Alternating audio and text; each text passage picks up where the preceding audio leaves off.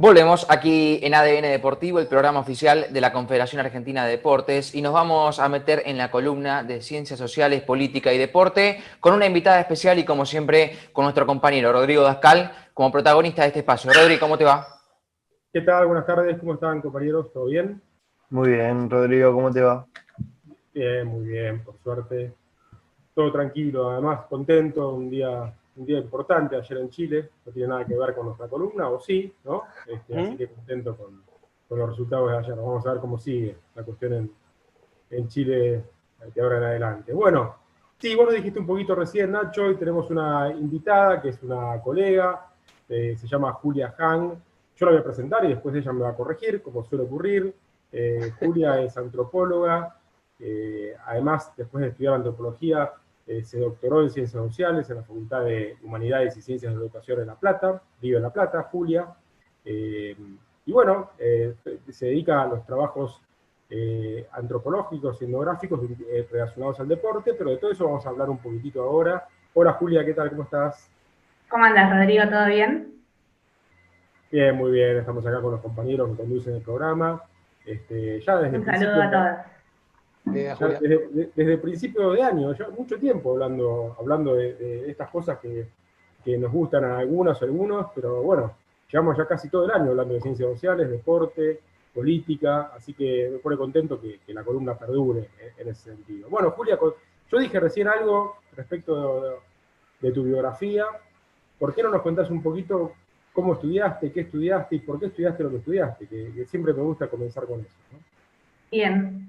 Bueno, lo primero, como vos dijiste, te voy a corregir porque no soy antropóloga, soy socióloga. Perdón, sociólogo. Sí, Sí. Exactamente. Pero bueno, tuve un director antropólogo de la beca de doctorado y siempre realicé etnografía, entonces soy una socióloga con expectativas de antropóloga. Ya. Bueno, estudié sociología en la Universidad Nacional de La Plata. Eh, Durante la carrera siempre me gustó el deporte, a mí siempre practiqué deporte, pero no sabía que se podía hacer algo desde la sociología vinculado al deporte, ¿no? Y hacia el final de la carrera teníamos que hacer una tesina para recibirnos, y bueno, ahí me encontré con Rodolfo Giuliano, que es un profesor de sociología de la Universidad de La Plata, que él venía trabajando la cuestión de los jugadores de golf, del golf, ¿no? Y de la pasión en torno al golf. Y cuando hablo con él, le comento, bueno, que tenía varios intereses, y conversando le dije, bueno, que yo nadaba y que me interesaba mucho pensar a las personas adultas que practicaban deporte, qué sé yo. Y bueno, ahí Fito, Rodolfo, me propuso que haga una investigación etnográfica acerca de un grupo de nadadores máster, ¿no? Adultos que compiten. Y bueno, realicé una tesina en torno a eso, realizando, bueno, observaciones participantes, entrevistas, y apareció ahí una cuestión que para mí fue bastante interesante, que tenía que ver con cómo personas adultas de 20 años en adelante, pero hasta 70, 80, ¿no?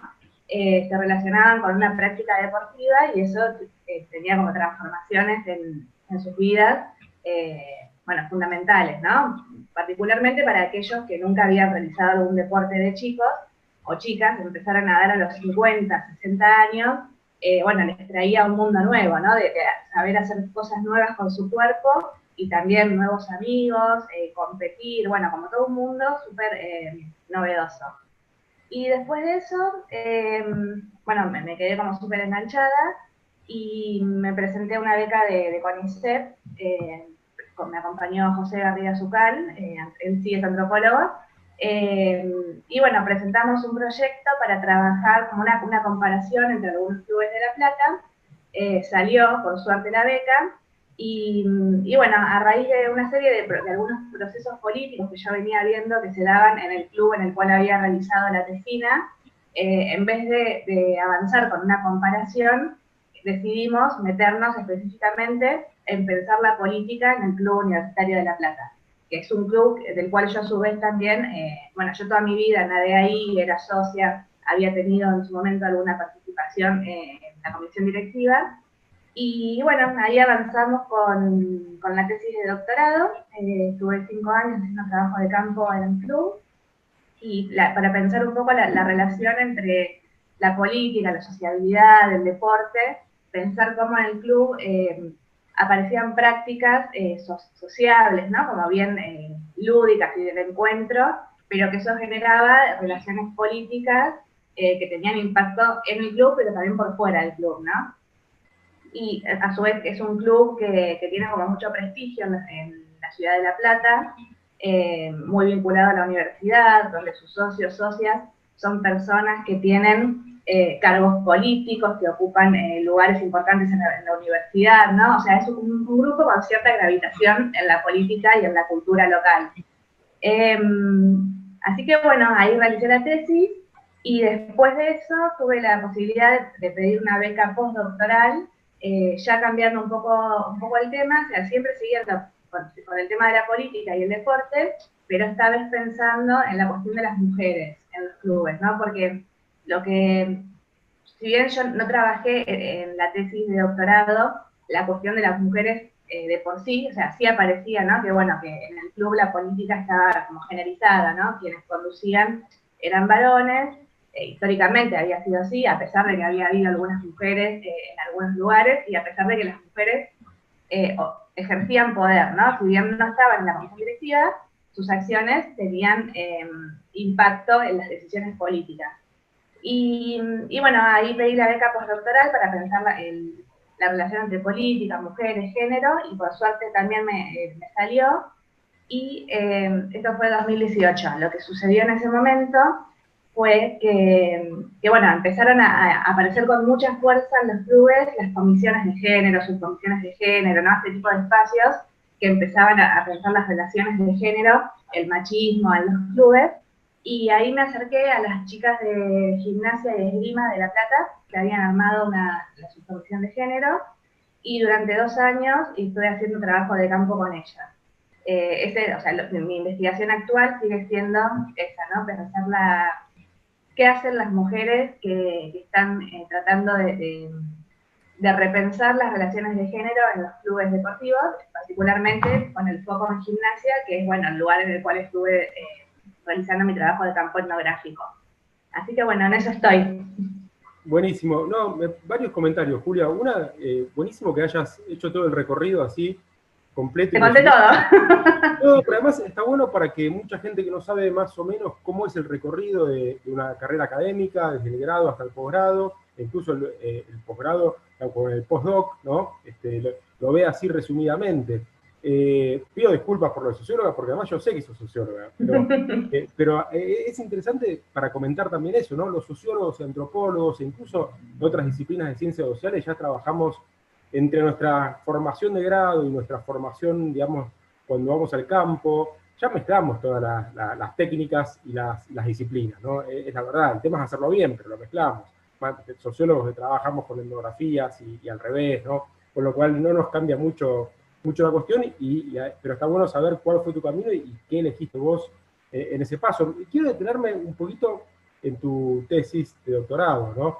Que trabajaste, como bien contaste, sobre tu universitario, y quiero hacerte 2 consultas, o 2 preguntas. Sí. Una, ¿cómo es una cuestión que a todos los que trabajamos con nuestro, entre comillas, objeto de estudio, siempre nos resulta importante, que es nuestra relación personal con ese objeto, entre comillas, ¿no? Vos decías que nadaste siempre, que nadaste en el club, entonces que conocías alguna parte de las personas. Ahí siempre entra esta cuestión de cómo hacemos para diferenciarnos sin diferenciarnos, porque finalmente siempre tenemos valores, creemos en cosas, conocemos a la gente, pero cuando trabajamos tenemos que separarnos, entre comillas, de eso que conocemos, ¿no? Por un lado eso, ¿cómo fue tu relación con el ambiente, con las personas, siendo ya vos una persona que era parte de ese ambiente? Y después también que nos cuentes un poquito la cuestión de la política del club, la política de la sociabilidad. Obviamente ahí me meto en algo que a mí me gusta y me interesa, pero está bien, siempre preguntamos sobre lo que nos interesa, ¿no? Y ese tema del tiempo de la política y la no política que trabajaste en la tesis, que también me parece muy interesante, vinculado a lo que vos decías antes, ¿no? Bien. Sí, por un lado, con respecto a la relación personal con el objeto, efectivamente fue un proceso de mucha intensidad para mí. Yo había sido parte de una comisión directiva que termina renunciando, ¿no? Con algunas acusaciones por parte de un grupo de socios acerca de oscuridad en nuestra gestión y demás. Si bien yo siempre había tenido como un papel como muy pequeño, yo estaba asociada a ese grupo, ¿no? Entonces, ya de por sí era complicado, pero bueno, nada, yo estaba ahí tratando de hacer una investigación para pensar algunas cuestiones. Y bueno, me fui acercando a diferentes actores a lo largo de los años que duró la investigación para tratar de descentrarme un poco, ¿no? Del lugar del cual yo venía pensando en la política en el club y tratar de comprenderla desde la perspectiva de los otros, ¿no? Por ejemplo, yo lo primero que pensaba es que, como que mi hipótesis, ¿no? Era que todos los que estaban en el club haciendo política estaban ahí porque tenían intereses políticos en otros espacios. Y eso un poco era así, pero bueno, no era necesariamente el motivo principal por el cual las personas que hacían política en el club estaban ahí, ¿no? Entonces, llegar a eso, que o sea, es como que parece una pavada, bueno, me tomó un montón de tiempo y de entrevistas y de encuentros y de participar de reuniones, también para pensar la política no solo en las cabezas de la comisión directiva, sino como, bueno, entramada en otro montón de lugares que no necesariamente eran aquellos que ocupaban el lugar en la comisión directiva, ¿no? Desde, no sé, los socios que se juntaban a pedir para que pongan agua caliente en el baño, hasta los jugadores de tenis que pedían que el polvo de ladrillo no se vuele y que le pongan una lona, ¿no?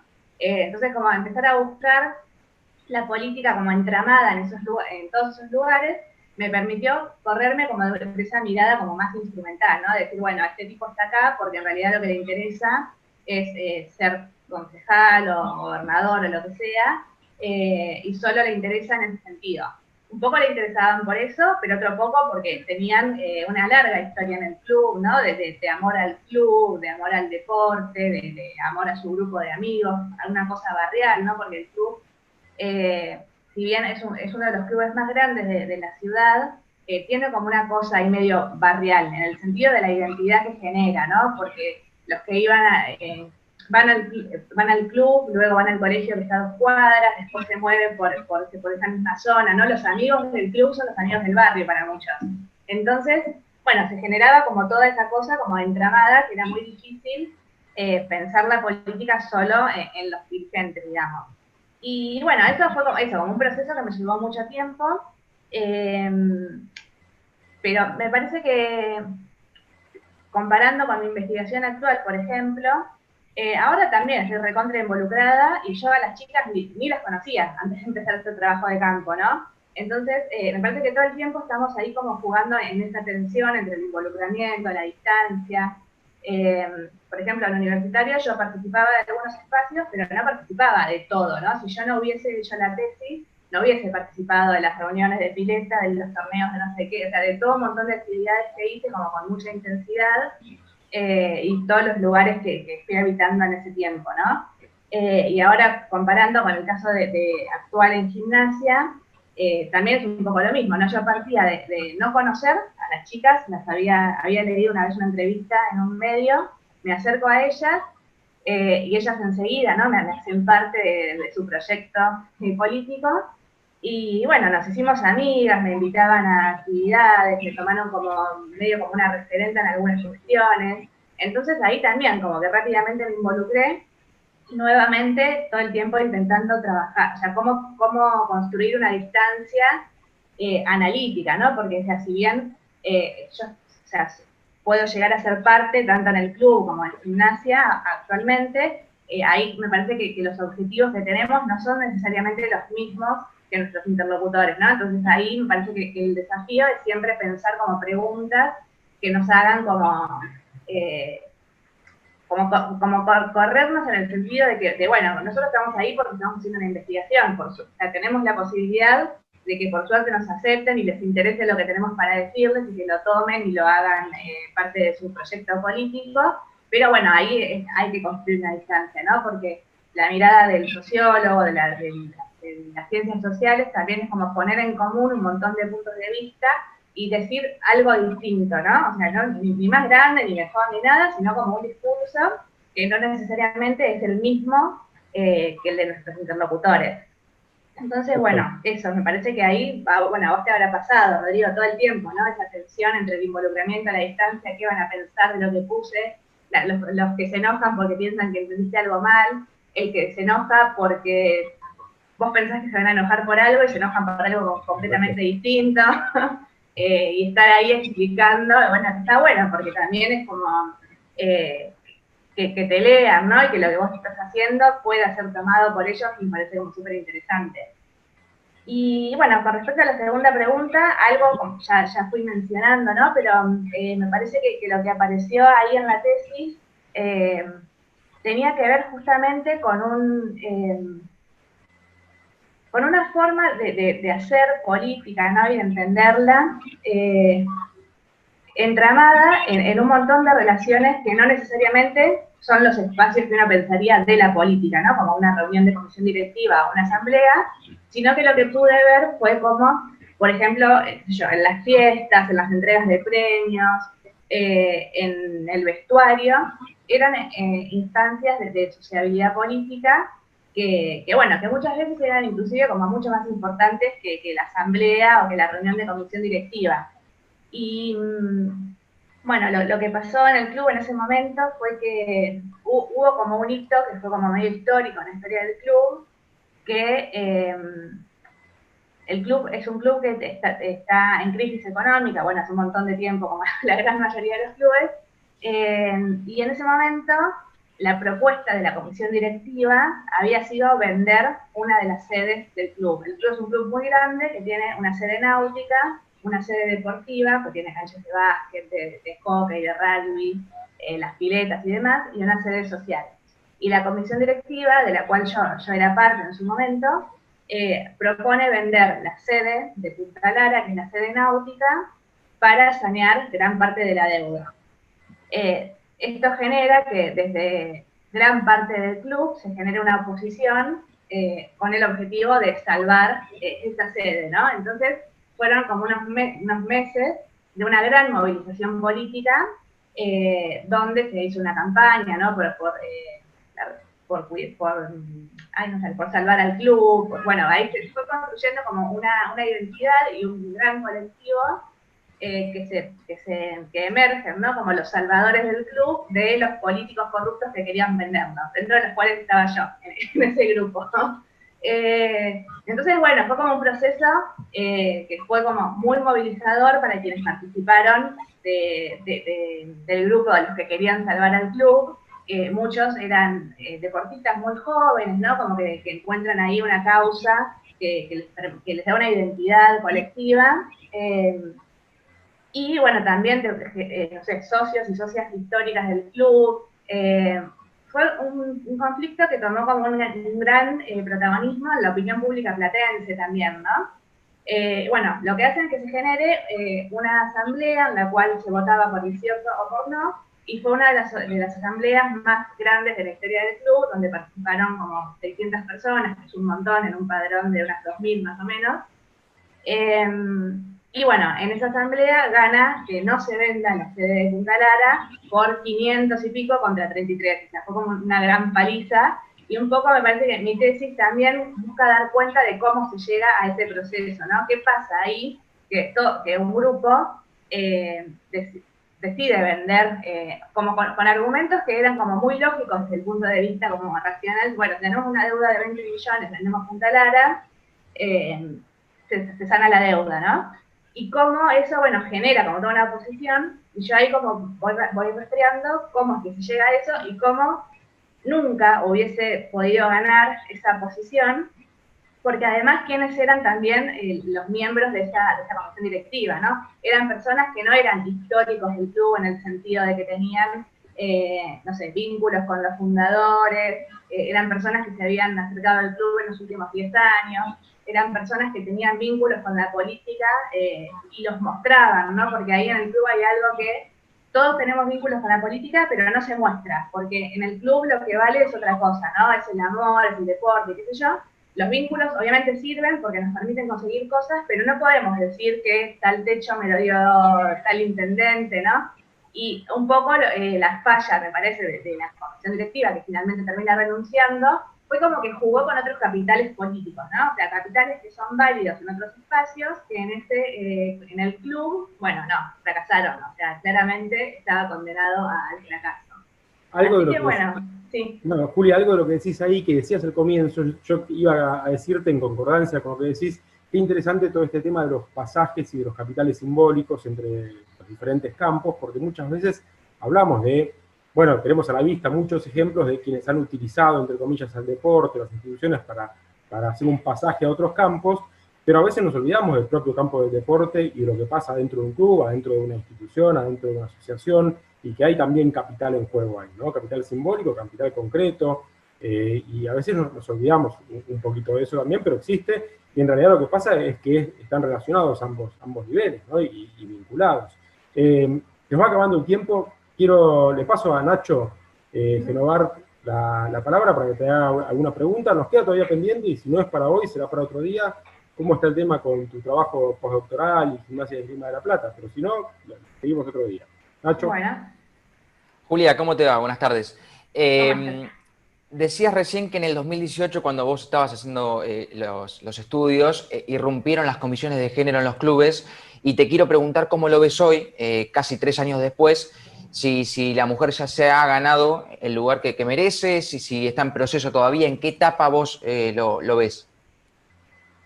No, particularmente creo que falta muchísimo. O sea, sí se ha logrado algo muy importante, que es la visibilización de las desigualdades y del no acceso de las mujeres a las comisiones directivas, la discriminación basada en estereotipos de género, ¿no? Como que creo que a partir de Ni Una Menos, ¿no? Lo que se logra es instalar en la sociedad una demanda en torno a visibilizar las desigualdades estructurales y las violencias que históricamente han sufrido las mujeres, correrlas solo del foco de la violencia física, ¿no? Y mostrar cómo hay múltiples violencias, cuestiones que antes nosotros pensábamos como que eran individuales, que eran como cosas que molestaban un poco. Bueno, no, lo que pasa ahora es que se pone en evidencia que son problemas sociales y estructurales, ¿no? Y esto llega al campo del deporte, que no es que antes no había mujeres disputando estos lugares, ¿no? Lo que pasa ahora es que es masivo. Esto llega al campo del deporte y las mujeres empiezan a visibilizar en todos los clubes del país, bueno, que no hay mujeres en las comisiones directivas, que las mujeres tienen los peores horarios para entrenar, que no les dan ropa de acuerdo a sus necesidades, y todo eso, bueno, genera demandas hacia las instituciones, ¿no? Las instituciones tienen que responder a esta inequidad, a esta desigualdad, y bueno, ahí están las mujeres en los clubes organizándose en comisiones de género, espacios de género, tratando de trabajar por erradicar los estereotipos de género, ¿no? Es una batalla que es simbólica, con el objetivo de poder ocupar cargos en comisiones directivas y poder ocupar el club sin ser violentadas, ¿no? Como que esos son los grandes objetivos. Y ahí se han logrado muchísimas cosas, pero realmente falta un montón, porque si seguimos viendo las composiciones de las comisiones directivas, por ejemplo, casi no hay mujeres, ¿no? O sea, en los clubes de fútbol solo el 6% de dirigentes son mujeres, o sea, 6% es un número muy pequeño. Y bueno, se ha logrado visibilizar las demandas, pero falta todavía muchísimo. Buenísimo, Julia, genial, y como suele ocurrir, estás en pleno trabajo de campo, trabajo, digamos, postdoctoral, así que en algún momento nos podemos volver a encontrar y nos contás un poquito de cómo terminó, cómo sigue todo, ¿te parece? Me parece. Muchas gracias por la invitación. Gracias por estar, Julia. Chao, Julia, gracias. Hasta luego. Chao, chao. Hasta luego, Julia. Bien, Rodri, ha pasado un nuevo espacio de Ciencias Sociales, Política y Deporte aquí en ADN Deportivo. Ya seguramente la semana que viene nos volveremos a encontrar. Gracias, compañeros. Nos vemos la semana que viene. Chau, chau. Un abrazo. Chao, Rodrigo. Buena semana. Buena semana. Rodrigo Dascal ha pasado por aquí, nuestro compañero, con esta columna de Ciencias Sociales, Política y Deporte, hablando con Julia Hahn, un personaje reconocido en el mundo de la sociología y del deporte también, por supuesto, y nos ha contado su trayectoria, cómo ha llegado a consolidarse como está hoy y, por supuesto, lo que viene en materia de género y deporte. Aquí todo en ADN Deportivo a través de las redes sociales de la Confederación Argentina de Deportes y, por supuesto, en Radio Argentina, AM570. Hacemos una pausa muy cortita y a la vuelta cerramos este programa de día lunes.